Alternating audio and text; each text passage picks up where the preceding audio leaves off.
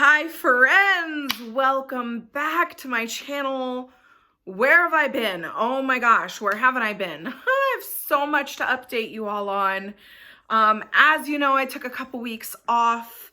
That was not necessarily planned. It just kind of happened, so I apologize for that, but I want to give you guys an update about where our foster family stands and just kind of what's going on in our life. So if you're interested in that, stick around. But first, if you're new here, my name is Anna Leonora. Together with my husband, Jason, we are foster parents in real life. And here on my channel, From the Fosters, we do foster parenting life together and we raise awareness for the foster care system. So if any of that interests you, please consider liking this video, subscribing to my channel down below so that you can join my growing cyber family here on YouTube. I do want to get just a couple things out of the way. Yes, there is a red patch right here. No, it is not a rash. I am a natural redhead and I have very sensitive skin. I had an itch, I scratched it, now it's bright red. That happens quite frequently. It will go away, I promise. And also the gray hair. I'm 30. If you saw my last video, I turned 30 a couple weeks ago. This is a wig. You also know if you follow my channel that I do like to change my hair up quite frequently. This is a wig, but I've been feeling gray lately because I am 30. Yeah, I had a decent birthday. It wasn't everything I wanted it to be for my 30th birthday, but COVID, people on summer vacation, and just everything that's happening in our lives, we just weren't really able to have the big 30th that I wanted, but that's fine. We have some exciting things coming up, so I'm sure it will be made up for. It's perfectly fine. Where have we been? What's going on? Last time you heard from me, I was upset. Hence is the world of foster care. It's such a roller coaster right now. I'm actually very excited. There's a lot going on. I will share with you what I can, but as you know, I can only share bits and pieces. So here we go. In the last couple weeks, I know last time I did a video, I said that, you know, my husband and I thought we were done with children, but it's always changing. So we're probably getting another kid, but I'll get to that in a minute. Let me start with one of my current, let me start with the two children I have already. I won't tell you which is which. As you know, they go by, we call them Salem and Casper on social media, but I won't tell you which is going with which case at this point in time, just because I want to keep confidentiality. But I'm very excited because by the time this video posts, one of our kiddos is legally free and clear for adoption. One of our kiddos had both of his parents sign relinquishment papers, and in the state of North Carolina, I think they get 7 days from the time that those relinquishments are signed before they can no longer revoke it. They get 7 days to revoke it. That revocation period is over. His parents did not revoke, so he is legally clear and free for adoption with us, listed as the people who are going to be adopting him. So we get to start that process, and we are going to have at least one adoption before the end of this year, which is so exciting for us.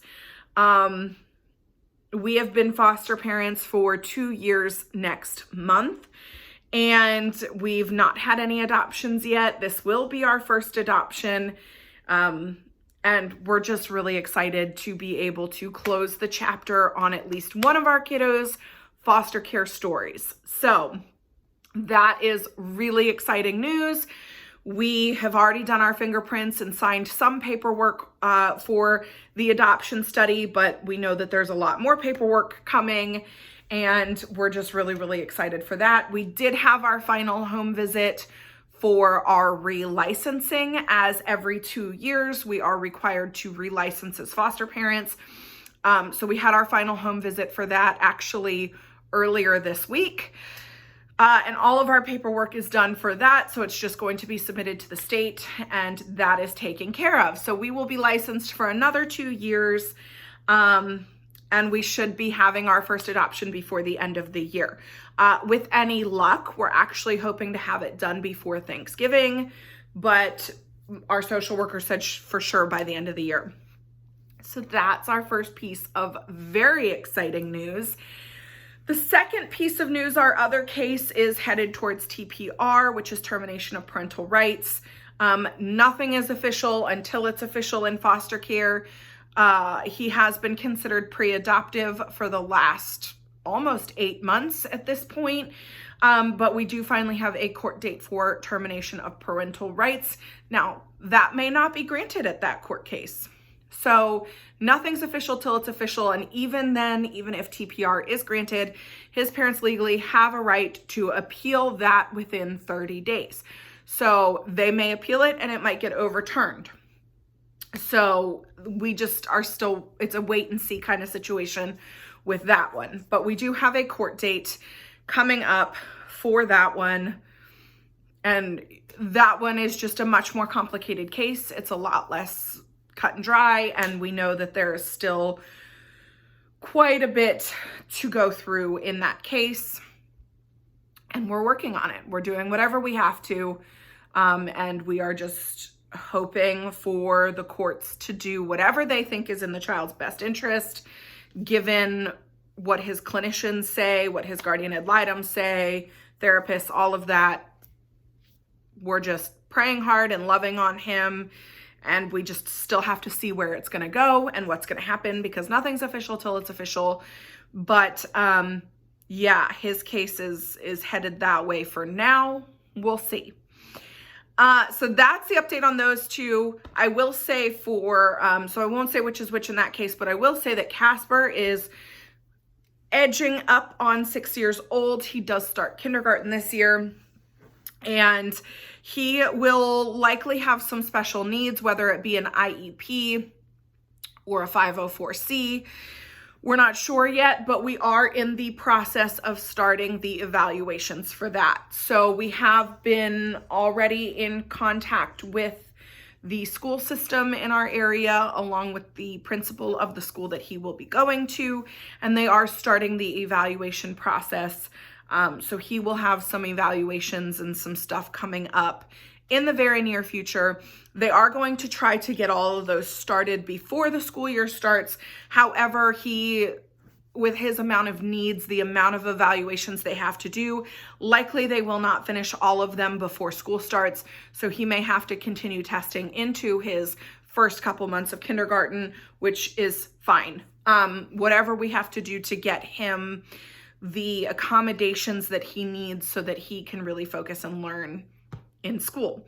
So that's been a big project that we've been working on. One of the reasons we've been super busy and crazy and hectic.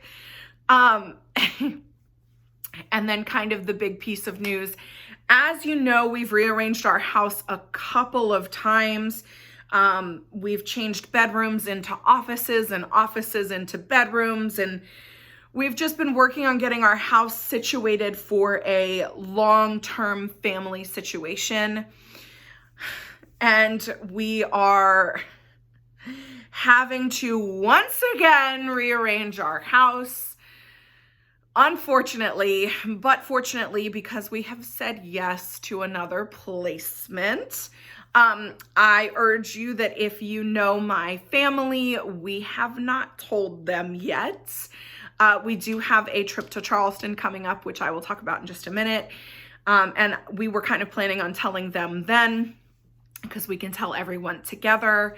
But yeah, we have said yes to another placement. It is a preteen girl. She is also pre-adoptive.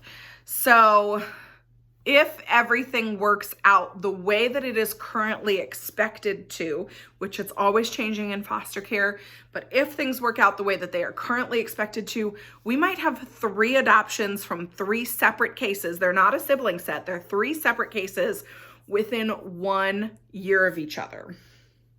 Like what? Because even if the parents in the case that are going to TPR, even if they appeal, the appeals process can take like 6 months. But then after that period of time, if the appeal's not turned over, or if the TPR is not turned over and everything is upheld, then that child immediately becomes free and clear for adoption after that appeals process is over, and that child has already been in our home for over 6 months. So, and certainly by that time, it will have been well over 6 months as well. So we would be able to, and our I'm all over the place, our adoption home study will be good for 18 months. So literally it would just be paperwork, signing at that point, and getting the court to sign off on it. So after the appeals and everything is done in that case, it would be pretty quick. The girl that is moving in, I haven't given her a social media name yet. We'll see. She's a little older, so maybe she will tell me what she wants her social media name to be. We'll see. We'll talk about it. We'll figure it out. But for now, I'm just going to refer to her as her because she is the only female child that will be in the home. In the state of North Carolina, the child has to live with you for 6 consecutive months before you can adopt them. So even if she's legally free and clear for adoption, we cannot adopt her until she has lived with us for 6 months. But once that 6 months is up, again, our adoption home study will still be good at that time. So it should just be paperwork pretty easy at that point.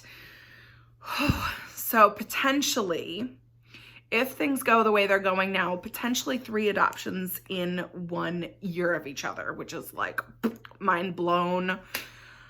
I just don't even, obviously we're completely crazy. Now, the one adoption where the parents' rights have been relinquished voluntarily and that revocation period is up, there's really no barriers to us adopting that child. There really shouldn't be anything that could go wrong in that case. However, with the other cases, you never know if kinship's going to try to come forward. You never know if the TPR will be granted or if an appeal will be granted. You just never know. So the other ones are definitely not official, but that's just the way it's looking right now. I don't have much details on this girl. We have not even met her yet. We are planning on meeting her next week, but we don't plan to say no. We've already said yes. We've already asked for them to start the process of getting her enrolled in our local school. And we're already rearranging our house to get a bedroom set up for her. The room that she will be in is the room that is currently my office. So we're going to be rearranging everything again. But you know, it's worth it. So there's a lot to her story. Obviously, there's only bits and pieces I can share. But right now, I will just share that she is considered pre-adoptive. She is 12 years old. Her parents' rights have already been terminated. However, one of her parents is in the appeals process. So we have to wait and see what happens with that appeal. And she has to live with us for 6 months before we would be able to officially adopt her anyway. Also in the state of North Carolina, when they are age 12 and up, they get a say in their adoption. So she will also have to agree to being adopted by us. So there's just a lot of bits and pieces, a lot of moving parts. Obviously, we have never had a teenager or a preteen. Of course, with that comes its own hormones and challenges, but also the challenges of, you know, the trauma that comes with foster care, the attachment issues and things like that. So we are excited. We are also nervous. But before she comes, we do have a trip to Charleston planned. My younger brother and his wife and one of my nieces and nephews live in Charleston, and we are having like a little family get together. My parents are coming. We're going. We are taking the boys. We have received DSS permission for the one whose parents' rights have already been relinquished. We don't have to get the biological parents' permission in that case. And in our other case, whose parents do still have their rights, they have agreed for us to go because Charleston is not that far from where we live and we're only going for a long weekend. And we have a really good relationship with that child's biological parents. So, yeah, so the 2 boys will be coming with us to Charleston. We were open to taking the girl to Charleston with us as well. However, the social workers didn't think it would be in her best interest to move her in with us and then immediately take her on vacation with a bunch of people she doesn't know. That might be too much for her emotionally, and I understand that. So they are waiting until we're back from Charleston before moving her in with us. So Charleston will be fun. It'll be a long weekend. This will be the first time that we are taking our boys out of town, or at least out of the state. We have gone, you know, to different cities, I guess, in our state, but this will be our first like vacation, our first overnight with them somewhere. So we are excited about it. We are nervous. 2 toddlers on a 4-hour car ride is, we'll see. But yeah, that's kind of where things stand right now. So it's looking like we have our 2. One's going to be permanent. The other one we are hoping will be permanent. It is headed that way, but never official till it's official. And then we might be adding a 3rd permanent child who is going to be an older girl. We're going on vacation. We're having to rearrange our house to be prepared for her to come. And we're getting ready for the younger one to be set up with his special needs to start kindergarten. And then the older one has a couple special needs when it comes to school and things like that. And she has to be transferred into our school district. And it's just a lot. This is why you guys have not seen me. I've been busy and we've had a lot of meetings. We've had a lot of therapy and dates, and just there's so much happening. We have our older Casper is still getting mental health therapy. The younger one is no longer getting mental health therapy. He was discharged from that. But now when we get the girl, she will also be getting mental health therapy. And because they are minors, we have to transport them and make sure they're there and participate. It is a lot. It's so much. And the boys just had swim. We did swim lessons with them for 2 weeks. So that was something we were doing after work and daycare, you know, for a couple weeks. And it's just been crazy. It's been busy. It's been insane. We have so much going on. So that's why you haven't seen me in the last couple of weeks. But I'm back. Hopefully I will have some more content for you all. I am hoping to film snippets of our Charleston vacation. I will have to get permission from my family members before I put them on YouTube, but with any luck, they will allow me to film and put them on here. And then of course the boys, we won't see their faces because that is not allowed. But I'm hoping to get some pictures and some video clips of Charleston because I'd really love for you guys to be able to come along with us on our very first vacation with our foster children. I think that would be awesome. So keep your fingers crossed that I have some family members who are going to be willing to show up on my YouTube. And yeah, if you are interested in that, let me know. If you have any suggestions for Charleston, we have been given a couple suggestions and we have a couple things that we have planned as a family. But if you have any good restaurants, any good things for young kids, of course, I have my 2 that are basically both toddlers, and then my brother and his wife have 2 that are essentially toddlers as well. They're almost 2 years old. So any like kid-friendly, family-friendly restaurants or things to do, anything that you recommend in Charleston, leave it down below. I'm super excited for it. It won't be my video next week because we won't have gone to Charleston yet, but hopefully the week after that. Yeah, otherwise wish us luck. We are about to be in the most absolute crazy, ridiculous times of our life. With 1 adoption coming up, 1 TPR coming up, another child moving in. It's just like, whew, and 2 kids going to school.